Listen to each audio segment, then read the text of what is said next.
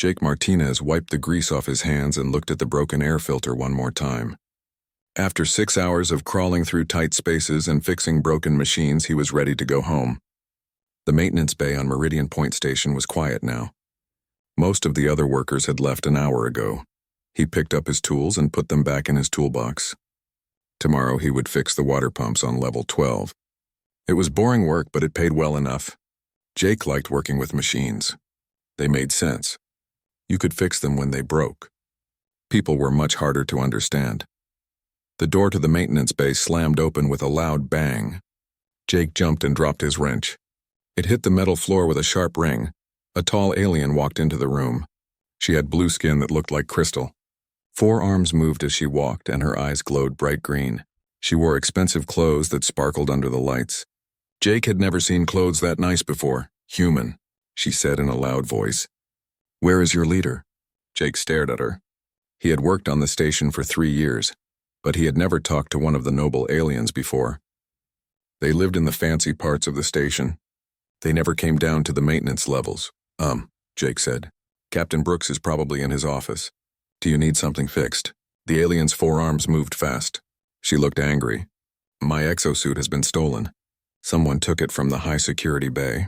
This is impossible. No one should be able to get past the locks and guards. Jake picked up his wrench. Sorry to hear that, but I just fix broken machines. You should talk to station security. I already talked to security, the alien said. Her voice got louder. They are useless. They found nothing. They saw nothing. They know nothing. The door opened again. Captain Brooks walked in. He was a short man with gray hair and tired eyes. He looked at the alien and then at Jake. His face showed he was not happy. Lady Vexera, Captain Brooks said with a fake smile. I see you found our best maintenance worker. This is the human you want me to work with? Lady Vexera looked at Jake like he was something dirty on her shoe. He is just a machine repair person. What can he do that trained security cannot? Captain Brooks walked closer. Jake here has a special way of thinking. Humans see things differently than other species. Sometimes that helps solve problems. Jake shook his head. Captain, I don't want to get mixed up with noble business. I just want to go home and eat dinner. Too bad, Captain Brooks said. Lady Vexara needs help. Her father is having an important meeting in 3 days. She needs her Exo-Suit back before then. If she doesn't get it back, there could be big problems for the station. Lady Vexera crossed her 4 arms. The suit has been in my family for 300 years. It is worth more than this entire level of the station. Without it, I cannot attend my father's diplomatic summit. This would be a great shame for my family. Jake looked at both of them. He could see this was going to be trouble. Getting involved with alien nobles was always bad news for humans. They had too much power and too little care for people like him. Why me? Jake asked. There are other humans on the station, smarter ones. Because you know how thieves think, Captain Brooks said. You grew up in the rough parts of Earth, you understand criminals. This made Jake angry. I'm not a criminal. I never stole anything in my life. But you know how they work, Captain Brooks said. You know how to think like them. That's what we need. Lady Vexera made a sound like a sigh. If this human is the best you have, then I will accept his help. But I expect results quickly. Every hour that passes makes it harder to find my suit. Jake wanted to say no. He wanted to walk out of the maintenance bay and go home. But Captain Brooks was his boss. If he said no, he might lose his job. Jobs were hard to find, especially for humans without fancy education. Fine, Jake said. But I'm not promising anything. And if this goes bad, I'm out. Lady Vexera looked at him with her bright green eyes. You will address me as Lady Vexera or your lordship. I am not your equal human. Jake felt his face get hot. My name is Jake, not human. If we're going to work together, you can use my name. Humans have such strange ideas about respect, Lady Vexera said. Very well, Jake. Show me what your special human thinking can do. Captain Brooks smiled, but it didn't look real. Great. I'll leave you two to get started. Jake, take Lady Vexera to the docking bay where the suit was stolen. See what you can find. After Captain Brooks left, Jake and Lady Vexera stood looking at each other. She was much taller than him. Her crystal skin caught the light and made rainbow colors. She looked like she belonged in a palace, not in a dirty maintenance bay. Tell me about this suit, Jake said. What makes it so special? Lady Vexera's expression changed. For a moment, she looked sad instead of angry. It was made by the greatest craftsman of my world. It enhances strength and speed. It can protect the wearer from bullets and energy weapons. But more than that, it is a symbol of my family's honor. How big is it? Jake asked. It is made to fit me exactly. About 2 meters tall when I wear it. It is dark blue with silver markings. It has a helmet shaped like a bird. Jake thought about this. That's pretty big. Hard to hide something that size. Who knew you had it? Everyone on the station knows I have it, Lady Vexara said. I wore it when I arrived. It is not something you can hide. But who knew where you kept it? Lady Vexara paused. The docking bay workers. The security guards. My personal servant. The station computer would have records. Jake nodded. Let's go look at where it was stolen. Maybe we can find something the security team missed. As they walked through the station halls, Jake noticed how other people looked at them. Humans stared at Lady Vexara with fear and wonder. Aliens looked at Jake with confusion. It was clear that a human and a Catherian noble did not usually work together. The docking bay was on level 5, in the expensive part of the station. Jake had never been there before. The walls were clean and white. The floors were polished. Even the air smelled better. Lady Vexara led him to a small room with thick metal walls. This is where I kept the suit. The locks require my DNA and a special code. Only I should be able to open it. Jake looked at the door. It was still closed and locked. There were no signs that anyone had forced it open. How did the thief get in? That is what I want to know, Lady Vexara said. The security cameras show nothing. The guards saw nothing. Yet somehow my suit is gone. Jake walked around the small room. He looked at the walls and floor. He got down on his hands and knees and looked at everything closely. Lady Vexara watched him with disgust. What are you doing? She asked. You look like an animal sniffing the ground. Looking for clues, Jake said. He found something interesting near the back wall. Small scratches in the metal. Look at this. Lady Vexara bent down to see what he was pointing at. Those are just scratches. They could be from anything. No, Jake said. These are fresh. And they're in a pattern. Someone used climbing tools here. They came in through the ceiling. He looked up. The ceiling had a small vent cover. It looked normal, but when Jake looked closer, he could see that the screws were loose. Your thief didn't use the door, Jake said. He came in through the air vent. Lady Vexara looked surprised. That is impossible. The vent is too small, and it is 20 meters above the floor. Too small for you, Jake said. But a human could fit, and humans are good at climbing. For the first time, Lady Vexara looked at Jake with something other than disgust. It might have been respect. Or it might have been surprise. So you think the thief was human? She asked. Jake stood up and brushed dust off his knees. I think we're dealing with someone who knows human tricks. Someone desperate enough to steal from alien nobility. That's either very brave or very stupid. Or both, Lady Vexara said. Jake smiled for the first time since this started. Yeah, or both, come on. Let's go find out who's crazy enough to steal from you. As they left the docking bay, Jake thought about what he had gotten himself into. He should have said no. He should have walked away, but now he was curious, and that was always dangerous for humans. Jake led Lady Vexara through the station's lower levels. The clean white walls of the upper decks gave way to gray metal and dim lights. The air smelled of machine oil and unwashed bodies. Lady Vexara held one of her forehands over her nose. This place is disgusting, she said. How can people live like this? Not everyone gets to live in the fancy parts, Jake said. Down here is where real people work and live. It's also where people come when they don't want to be found. They walked past small shops and food stands. The people here looked different from those on the upper levels. Their clothes were worn and patched. Their faces were hard and tired. Most of them looked away when they saw Lady Vexara. Jake stopped at a small bar called Murphy's Place. The sign was old and flickering. Through the dirty window, they could see people drinking and talking in low voices. We need information, Jake said. Someone down here will know about the theft. People talk when they drink. Lady Vexara looked at the bar like it might give her a disease. I cannot go in there. It would not be proper for someone of my rank. Then wait out here, Jake said. But don't touch anything. And don't talk to anyone unless you have to. Jake went into the bar alone. The room was dark and smoky. Conversation stopped when people saw him. Everyone knew he worked for the station. They didn't trust him completely, but they didn't hate him either. He walked to the bar and sat down. The bartender was an old man named Pete. He had gray hair and scars on his hands from years of hard work. "Jake," Pete said, "what brings you down to the dark side?" "Looking for information," Jake said. "Someone stole something expensive from the upper levels. Something big and hard to hide." Pete wiped a glass with a dirty cloth. "Lots of things get stolen around here. Most people don't care unless it belongs to them." "This is different," Jake said. "This belongs to Lady Vexara Thane, the Catherian noble." The bar got very quiet. Several people turned to look at Jake. Pete stopped wiping the glass. "That's dangerous talk," Pete said in a low voice.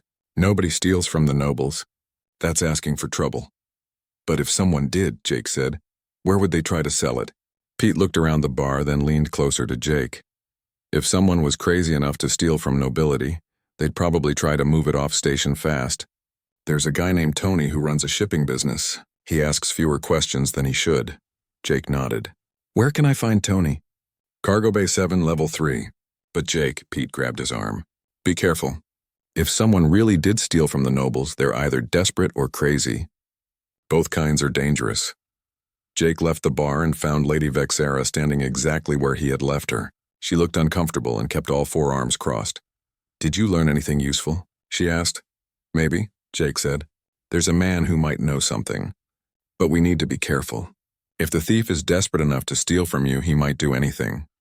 They took a lift down to Level 3. The cargo bays were huge spaces filled with boxes and shipping containers. Workers moved goods with small vehicles and loading machines. The noise was loud and constant. Cargo Bay 7 was at the end of a long corridor. Outside the bay was a small office with dirty windows. A sign on the door said Tony's Fast Shipping, no questions asked. Jake knocked on the door. A voice from inside told them to come in. Tony was a thin man with nervous eyes. His office was a mess of papers and empty food containers. When he saw Lady Vexara, his face went white. "Oh no," Tony said. "Oh no. I don't want any trouble with nobility. I run a clean business here." "Relax," Jake said. "We just want to ask some questions." But Tony was already shaking his head. "I don't know anything about any stolen suit. I never saw Marcus. I never talked to him. Please don't hurt me." Lady Vexara stepped forward. "Who is Marcus?" Tony realized he had said too much. He looked like he wanted to run away, but there was nowhere to go. "Marcus Webb," Tony said in a small voice. "He came here yesterday. He was scared and sweating. He said he had something valuable to sell, but he needed to get it off the station fast." "What did you tell him?" Jake asked. "I told him I couldn't help him. The thing he described was too hot to touch. Nobody would buy stolen noble property. It's suicide." Lady Vexara's green eyes grew brighter. "Where is this Marcus now?" "I don't know," Tony said. "He left when I said no. But he looked desperate. Really desperate. The kind of desperate that makes people do stupid things." Jake thought about this. "Tony, who would be crazy enough to buy something that hot?" Tony looked even more nervous. "There are rumors. Some say the Syndicate has been looking for high-end alien tech. But that's just talk. I don't know anything for sure." The mention of the Syndicate made Jake's blood go cold. The Syndicate was a crime organization that controlled illegal business on several stations. They were dangerous and had no rules. If the Syndicate wanted the suit, Jake said, they wouldn't buy it. They'd just take it. Unless they wanted to stay hidden, Lady Vexara said. If they used a middleman, they could deny being involved. Jake nodded. "Tony, where would someone go if they needed to hide on the station?" "There are places," Tony said. "Old sections that aren't used anymore. Level 15 has some abandoned storage areas. No security cameras down there." They left Tony's office and headed for the lifts. Lady Vexara was quiet as they rode down to level 15. Jake could tell she was thinking hard. "This Marcus," she said finally. "Why would he steal from me?" "The punishment for stealing from nobility is death." "Desperate people do desperate things," Jake said. "Maybe he owes money to bad people. Maybe someone he loves is in danger. Humans don't usually risk everything unless they have no choice." Level 15 was dark and cold. The lights were old and many of them didn't work. Their footsteps echoed in the empty corridors. Dust covered everything. They searched several storage areas but found nothing. Jake was starting to think they were wasting time when Lady Vexara pointed to some footprints in the dust. "Someone has been here recently," she said. The footprints led to a locked storage room. Jake examined the lock. It had been forced open with tools. "Stay behind me," Jake said. He pushed the door open slowly. The room was small and filled with old equipment. In the corner, they saw a man sitting on the floor with his head in his hands. He was thin and dirty with short brown hair and scared eyes. "Marcus Webb?" Jake asked. The man looked up. "How did you find me?" "I didn't tell anyone where I was going." "You left a trail," Jake said. "We need to talk." Marcus stood up quickly. "You're here to arrest me. I knew this would happen. I'm so stupid." "We're here to get my property back," Lady Vexera said in a cold voice. "Where is my exo-suit?" Marcus laughed, but it wasn't a happy sound. "Your suit?" "Lady, I wish I could give it back. But it's too late for that." "What do you mean?" Jake asked. "I mean, the syndicate has it now," Marcus said. "I thought I was selling it to a collector. But the buyer was working for them. They took the suit and kept me alive because they have other plans." Lady Vexara's crystal skin started to glow brighter. "What plans?" Marcus looked at her with sad eyes. "They know you'll come looking for the suit. They're using it as bait to catch you. They want to kidnap you and ask for money from your father." Jake felt his stomach drop. "We need to leave now," but it was too late. The lights in the corridor outside went out. They heard footsteps coming from both directions. "They followed us," Marcus said. "I'm sorry." "I'm so sorry," heavy alien voices called out in the darkness. "Lady Vexara, we know you're in there. Come out and no one gets hurt." Jake looked around the small room. There was only one door and no windows. They were trapped. "How many are there?" he asked Marcus. 6, maybe 7, Marcus said. "They have energy weapons and body armor. We can't fight them." Lady Vexara drew herself up to her full height. "I am Lady Vexara Thane, daughter of Lord Commander Thane. If you harm me, my father will hunt you across the galaxy." A deep voice laughed outside. "Your father isn't here, pretty lady, and he won't pay if you're already dead." Jake looked at the old equipment in the room. Most of it was junk, but there might be something useful. He found a maintenance panel on the wall and opened it. "What are you doing?" Lady Vexara asked. "Looking for another way out," Jake said. Behind the panel were cables and pipes that led to other parts of the station. "Marcus, how well do you know this level?" "Pretty well," Marcus said. "I've been hiding here for 2 days. Is there another way out of this section?" Marcus thought for a moment. "There's an old maintenance tunnel that connects to the water treatment plant. But it's dangerous. The pipes leak toxic chemicals." "More dangerous than staying here?" Jake asked. The aliens outside were getting impatient. They started shooting at the door with energy weapons. The metal began to glow and bend. "The tunnel it is," Jake said. He pulled the maintenance panel completely off the wall. The opening was small, but a human could fit through it. "I cannot fit through there," Lady Vexara said. "You'll have to try," Jake said, "unless you want to meet your new syndicate friends." The door was starting to melt. Soon the aliens would break through. Marcus went into the tunnel first. Jake helped Lady Vexara squeeze through the opening. It was tight, but she made it. Jake went last, just as the door finally gave way. They crawled through the dark tunnel as fast as they could. Behind them, angry voices shouted in alien languages. The tunnel was hot and smelled. The water treatment plant was hot and noisy. Jake, Lady Vexara, and Marcus huddled behind a large tank while they made their plan. The sound of pumps and flowing water covered their voices, but they knew the syndicate would find them soon. "Tell me everything about where they're keeping the suit," Jake said to Marcus. Marcus wiped sweat from his face. "It's in Cargo Bay 12 on level 8. They have it locked up with their other stolen goods. There are always 4 guards there, maybe more." "What kind of weapons?" Jake asked. "Energy rifles. Personal shields. They're Corvin mostly, with a few humans working for them. The leader is a big Corvin named Drex Voss. He's mean and smart." Lady Vexara made a sound of disgust. "Corvins have no honor. They sell their fighting skills to anyone who pays." Jake was thinking hard. 4 guards minimum. Better weapons than us. And they know we're coming. He shook his head. "We can't fight them straight up." "Then what do you suggest?" Lady Vexara asked. "We don't fight them," Jake said. "We make them fight the station instead." Marcus looked confused. "What do you mean?" Jake pointed to the pipes and control panels around them. "This whole station runs on computer systems. Humans built most of it. I know how it works. If we can get to the main computer room, I can turn the station's own systems against the syndicate." "That sounds very dangerous," Lady Vexara said. "What if you damage something important?" "Everything's dangerous now," Jake said. "But I'd rather take my chances with machines than with Corvin killers." They left the water treatment plant through a maintenance door. The corridors outside were empty.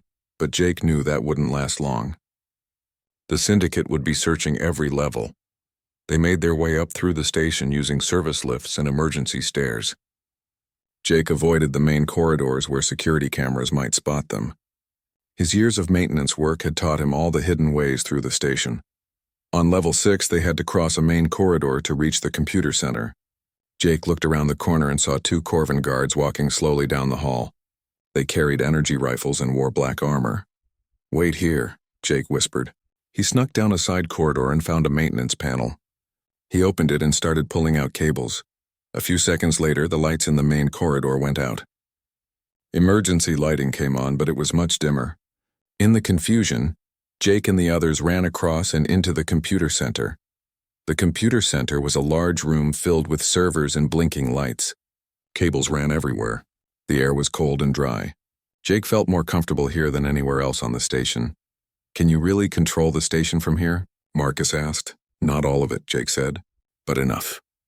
He sat down at a terminal and started typing. "I can control doors, lights, air systems, gravity in some sections." "The syndicate won't expect that." Lady Vexara watched him work. "You seem very calm for someone whose life is in danger." Jake didn't look up from the screen. "Machines make sense. They do what you tell them to do. People are harder to predict." His fingers moved fast over the keyboard. Windows opened and closed on the screen. Numbers and words scrolled by. Jake was accessing systems that most people didn't even know existed. "There," he said. "I'm in the security system. I can see where everyone is on the station." He pointed to dots moving on a map. "Those red dots are syndicate members. There are 8 of them spread out in teams of 2. Where's my suit?" Lady Vexara asked. Jake switched to another screen. "Cargo Bay 12. I can see the heat signature of something big and metal." "That's probably it." Marcus pointed at the screen. "Look, 2 teams are heading this way." "They found us." Jake's fingers flew over the keyboard. "Let's make their day more difficult." The lights in the corridor outside went out completely. Then Jake locked all the doors on level 6. The elevators stopped working. He even shut off the gravity in some sections.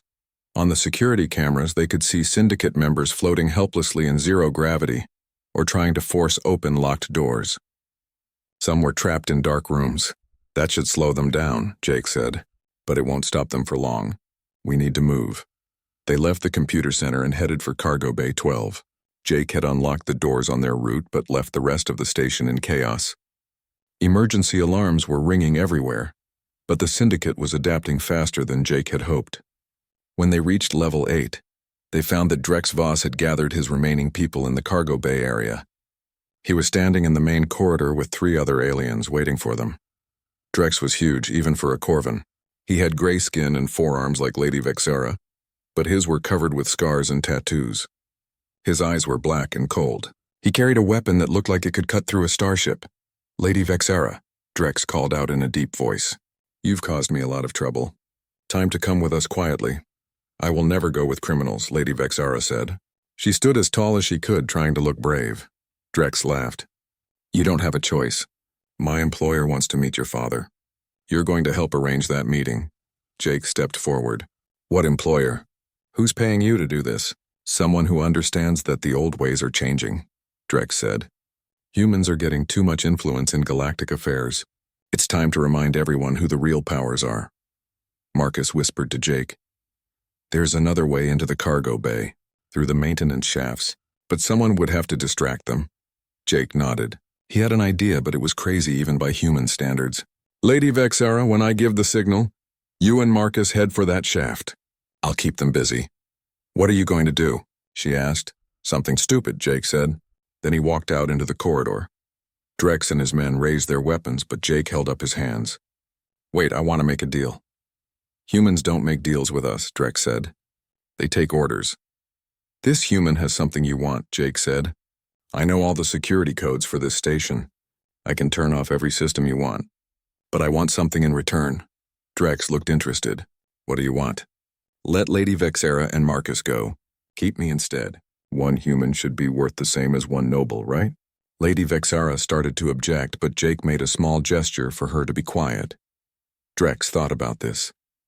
"You would sacrifice yourself for them? That's very human of you. Stupid, but human. Do we have a deal?" Jake asked. Maybe, Drex said. But first you need to prove you can do what you say. Turn off the gravity in this corridor. Jake pretended to think about it. Then he pulled out a small device that looked like a communicator. This is connected to the station's main computer. One press and you'll be floating. It wasn't really connected to anything. Jake had grabbed it from the computer center, but it was just a broken scanner. But Drex didn't know that. Interesting, Drex said. Do it. Jake pressed a button on the device. Nothing happened because it wasn't connected to anything. But at the same moment, he had programmed the computer to shut off gravity in this corridor in exactly 3 minutes. The timing was perfect. Suddenly, everyone in the corridor started floating. Drex and his men looked surprised and angry. They tried to grab onto the walls, but they weren't used to zero gravity. Now, Jake shouted. Lady Vexara and Marcus ran for the maintenance shaft. Jake pushed off from the wall and flew toward Drex. The big Corvin tried to shoot him, but it's hard to aim when you're floating. Jake crashed into Drex and they both spun through the air. The other syndicate members were firing their weapons, but they kept missing. Energy bolts hit the walls and ceiling. You tricked me, Drex growled. His forearms grabbed Jake and squeezed hard. Humans are good at tricks, Jake said. He couldn't breathe very well, but he managed to smile. In the confusion, Lady Vexara and Marcus reached the cargo bay. Jake could hear fighting inside as they tried to get past the guards. He hoped they would be okay. Drex was pulling Jake closer to his face. The Corvin's breath smelled like rotten meat. When the gravity comes back on, I'm going to drop you from the ceiling. It will be very painful. You'll have to catch me first, Jake said. The gravity came back on suddenly. Everyone fell to the floor hard. Jake had been ready for it, but the others weren't. He rolled away from Drex and ran toward the cargo bay. Behind him, he could hear Drex shouting orders to his men. They were getting up and following him. Jake ran faster than he had ever run in his life. He reached the cargo bay just as Lady Vexara found her exosuit. It was standing in a metal cage, still shining blue and silver. Marcus was fighting with 2 guards, but he was losing. Jake grabbed a metal pipe from the floor and hit one of the guards from behind. The guard went down hard. Marcus kicked the other guard and grabbed his weapon. We need to go, Marcus said. Now. Lady Vexara was trying to put on her exosuit, but it was complicated. There were many pieces and they had to fit together perfectly. How long does that take? Jake asked. 2 minutes, Lady Vexara said. Maybe less. Drex and his men reached the cargo bay entrance. They started shooting into the room. Energy bolts hit the walls and made the metal glow hot. Jake and Marcus took cover behind some boxes. They shot back with the guards' weapons, but they were outnumbered.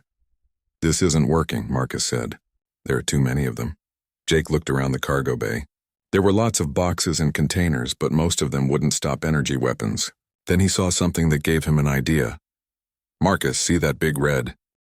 Drex Voss circled Jake like a hunter watching his prey. The energy sword in his hands hummed and glowed bright blue. The weapon was twice as long as Jake's piece of metal and could cut through almost anything. This is foolish, human, Drex said. I have killed warriors from a dozen worlds. You are just a maintenance worker. Jake kept his eyes on the Corvin's forearms. He had to watch all of them at once. Maybe. But maintenance workers know how to fix things when they break. And right now you look pretty broken to me. Drex roared and swung his sword. Jake jumped back, but the energy blade came close enough to heat the air near his face. The Corvin was fast, much faster than Jake had expected. You cannot run forever, Drex said. He swung again, this time with 2 arms while using his other 2 for balance. Jake ducked under the swing and tried to hit Drex with his metal pipe, but the Corvin's armor was too thick. The pipe bounced off without doing any damage. Lady Vexara started to move forward to help, but Marcus grabbed her arm. Wait, I think Jake has a plan. What plan? Lady Vexara asked. He's going to get himself killed. Maybe, Marcus said. But humans don't fight like other species. We don't always try to win with strength. Jake kept dodging Drex's attacks. The cargo bay was full of broken boxes and scattered equipment from the explosion. Jake used everything he could find as cover or weapons. He grabbed a handful of metal screws and threw them at Drex's face. The Corvin blocked them easily, but it gave Jake time to grab a longer piece of metal. You fight like a coward, Drex said. Stand still and face me properly. Sorry, Jake said, breathing hard. Humans don't have a death wish. We fight to win, not to look good. Drex charged forward with his sword raised high. Jake waited until the last second, then rolled to the side. The energy sword hit the floor and left a burning groove in the metal. While Drex was off balance, Jake swung his pipe at the Corvin's knee. This time he aimed for a joint in the armor. There was a loud crack and Drex stumbled. "Lucky hit," Drex growled, but Jake could see that the Corvin was favoring his left leg now. "Not luck," Jake said. "I know how armor works. I've repaired enough of it." They fought for what felt like hours, but was probably only minutes. Jake couldn't match Drex's strength or speed, but he was learning the aliens' fighting patterns. Corvins fought with honor and tradition. They had rules about how warriors should behave. Humans had fewer rules. Jake grabbed a container of lubricating oil that had spilled in the explosion. He threw it on the floor between himself and Drex, making the metal surface slippery. Drex stepped on the oil and his feet went out from under him. He fell hard and his energy sword skittered across the floor. Jake jumped on the fallen Corvin and tried to pin him down. But Drex was much stronger. Two of his arms grabbed Jake and threw him across the room. Jake hit a wall and felt something pop in his shoulder. Pain shot down his arm, but he got up anyway. "You should stay down," Drex said. He had picked up his sword again. "I will make your death quick if you surrender now." "Thanks," Jake said. "But I think I'll keep fighting." Lady Vexara was getting frustrated watching the fight. "This is taking too long. Let me help him." "No," Marcus said. "Look at what's happening." Jake isn't trying to beat Drex with strength. He's wearing him down, making him angry, getting him to make mistakes. It was true. Drex was breathing harder now. The oil on his armor made him slip every few steps. He was getting careless with his sword swings. Jake kept moving, kept dodging, kept looking for openings. His human endurance was one advantage he had. Corvins were built for short, brutal fights. They weren't used to long battles. "Stand still and fight," Drex roared. He was getting frustrated. "Make me," Jake said. Drex charged again, but this time Jake didn't dodge completely. He let the Corvin grab him with two arms, then used his metal pipe to jam the joints in Drex's armor. The pipe got stuck in the armor plates. Drex couldn't move his left arms properly anymore. "Clever," Drex said, but not clever enough. He swung his sword with his free arms. Jake barely got out of the way. The energy blade cut through his shirt and left a burning line across his back. Jake rolled away, biting back a scream. The burn felt like someone had pressed a hot iron against his skin. But he didn't stop moving. "You're tough for a human," Drex said. "Most aliens would be unconscious by now." "Humans are hard to kill," Jake said. "We're too stupid to know when to quit."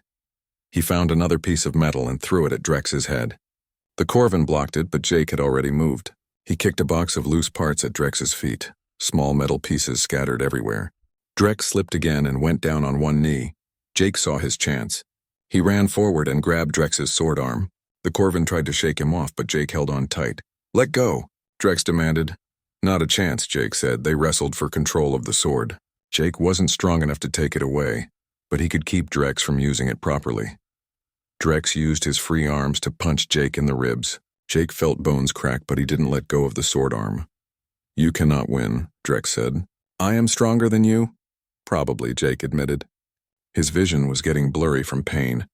"But I only need to hold on until you get tired." They crashed into a wall, still fighting for the sword. Drex slammed Jake against the metal surface over and over, trying to make him let go. Jake's grip was getting weaker. He could feel blood running down his face from a cut on his forehead. His shoulder was definitely broken now, but he noticed something. Drex was breathing very hard. The Corvin's movements were getting slower. All that heavy armor was wearing him down.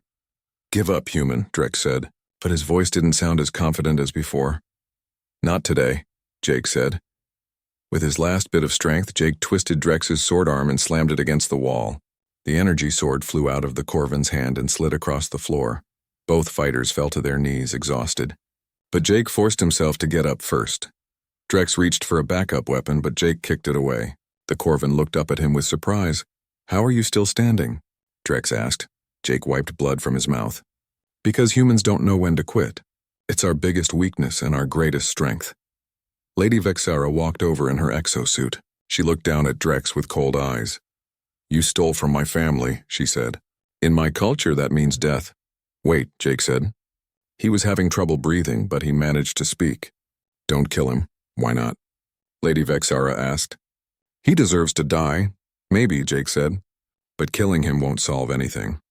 We need information. Who hired him? Why did they want you kidnapped? There are bigger problems here than one stolen suit. Drex looked at Jake with something that might have been respect. You fought well for a human. I did not expect such determination. That's because you don't understand humans, Jake said. We don't fight because we're the strongest or the fastest. We fight because we don't know how to give up. Marcus came over and helped Jake sit down. You need medical attention. Some of those injuries look serious. I'll live, Jake said. Humans are tough to kill, remember? Lady Vexara knelt down next to Drex. Who hired you to steal my suit and kidnap me? Drex was quiet for a moment.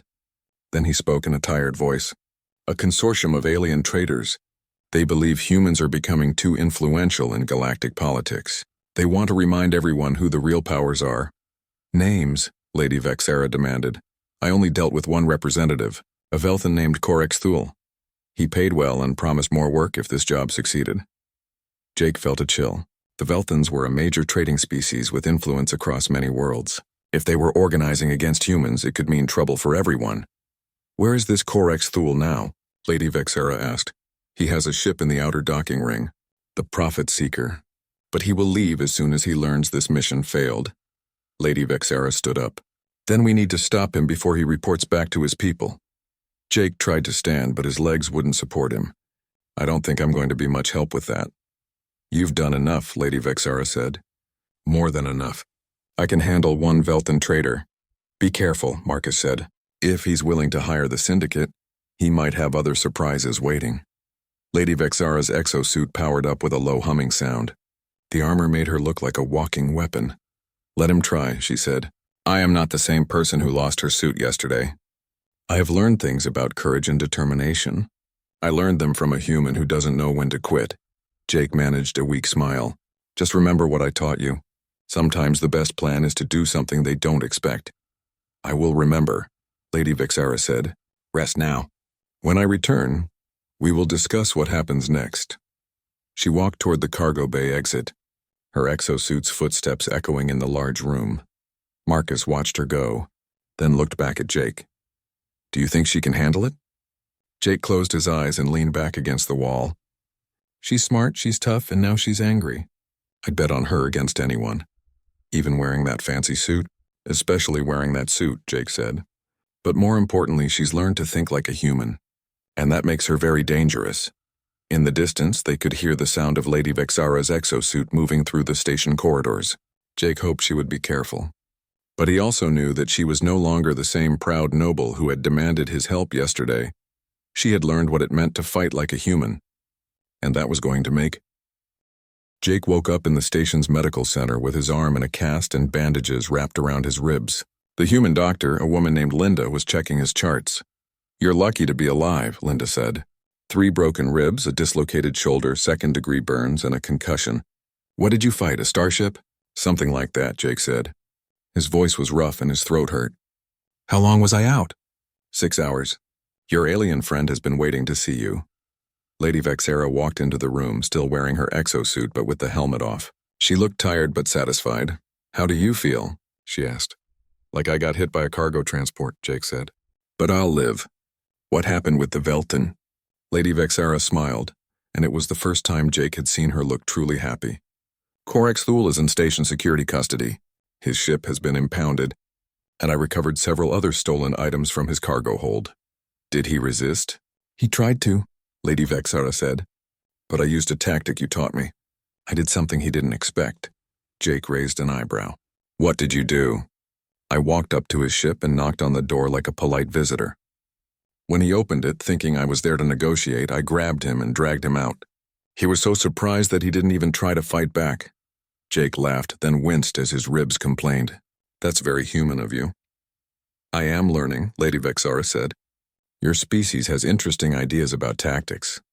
Marcus Webb walked into the room looking much cleaner than before. Hey, Jake, how are you feeling? Better than I should be, Jake said. What's going to happen to you? Marcus looked nervous. Lady Vexara talked to station security. She explained that I was being used by the syndicate. Captain Brooks is letting me stay on the station as long as I work in maintenance and stay out of trouble. That's good, Jake said. Everyone deserves a second chance. I don't understand why you helped me, Marcus said. I stole from Lady Vexara. I caused all this trouble. Jake thought about this. Because you're human.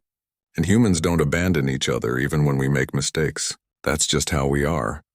Lady Vexera watched this conversation with interest. This concept is still strange to me. In my culture, failure brings shame to the family. Those who fail are cast out. That sounds lonely, Jake said. It is, Lady Vexera admitted. But it maintains order and discipline. Order and discipline are good, Jake said. But loyalty and compassion are important too. Sometimes you need both.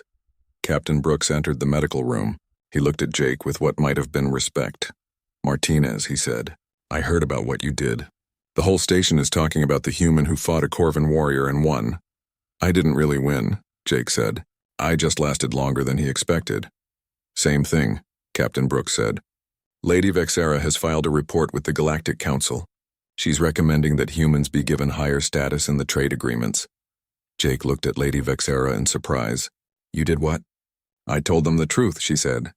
That humans have qualities other species lack. Your ability to think unconventionally, to endure hardship, to remain loyal even in difficult circumstances. These are valuable traits. But yesterday you thought humans were barely civilized, Jake said. Yesterday I was ignorant, Lady Vexera said. I judged your species by our standards instead of understanding your strengths. That was my mistake, Captain Brooks smiled. The Council is very interested in her report. There's talk of offering humans full partnership status instead of just client species rights. Jake felt overwhelmed. All because I was too stubborn to quit fighting. Not just you, Lady Vexera said. Marcus showed loyalty even when it put him in danger. You showed courage when facing impossible odds. And both of you showed me that strength comes in many forms. Dr. Linda finished checking Jake's bandages. You need to rest for at least 3 days. No heavy work for 2 weeks. I can live with that, Jake said. Lady Vexera stood up. My father's diplomatic summit begins tomorrow. I must leave soon to attend. Will you tell him about what happened here? Jake asked. Of course. But more than that, I will tell him about what I learned.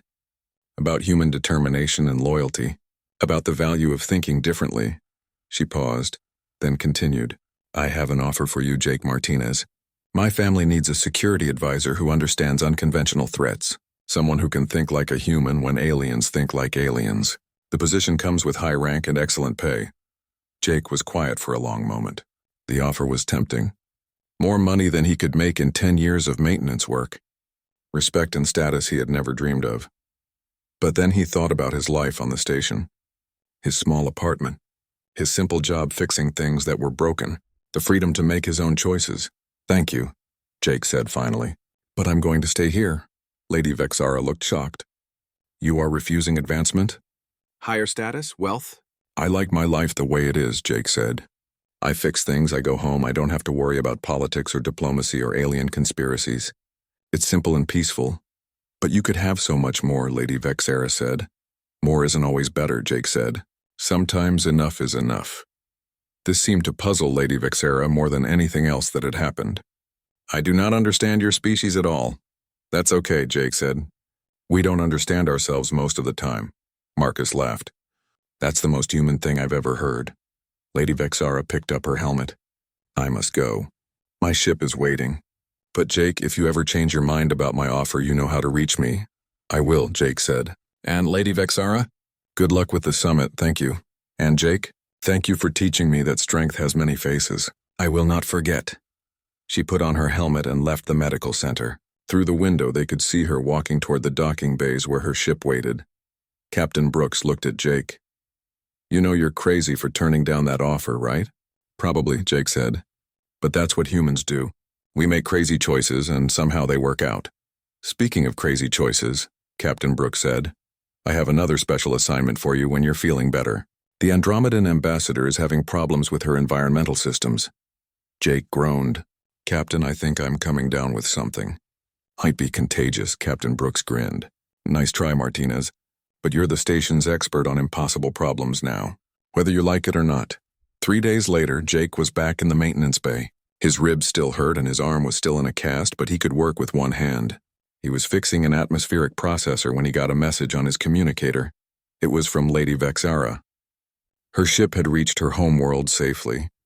The diplomatic summit had gone well. And most importantly, the Galactic Council had voted to upgrade humanity's status to full partnership. The message ended with a simple note. Thank you for showing me what it means to be human.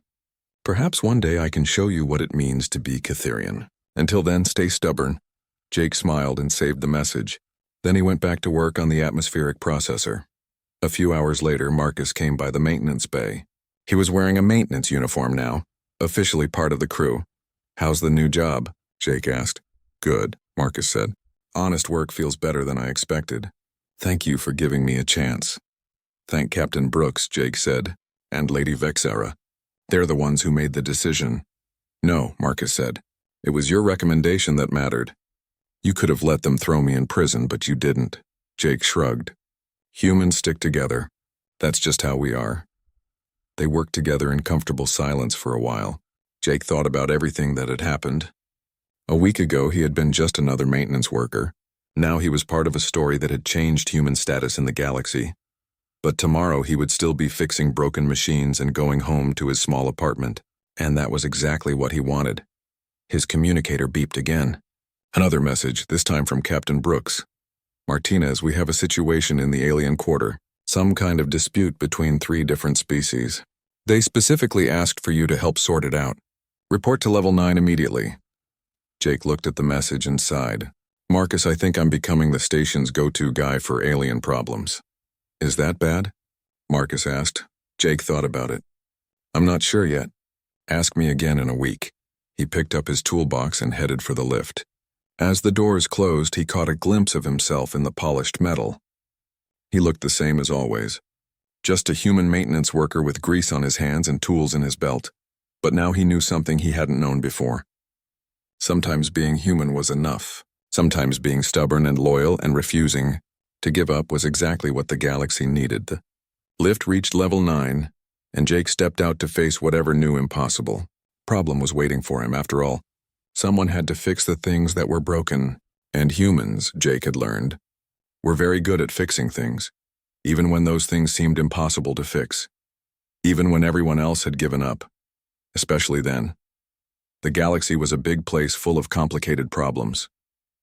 But it was also full of humans who were too stubborn to know when to quit.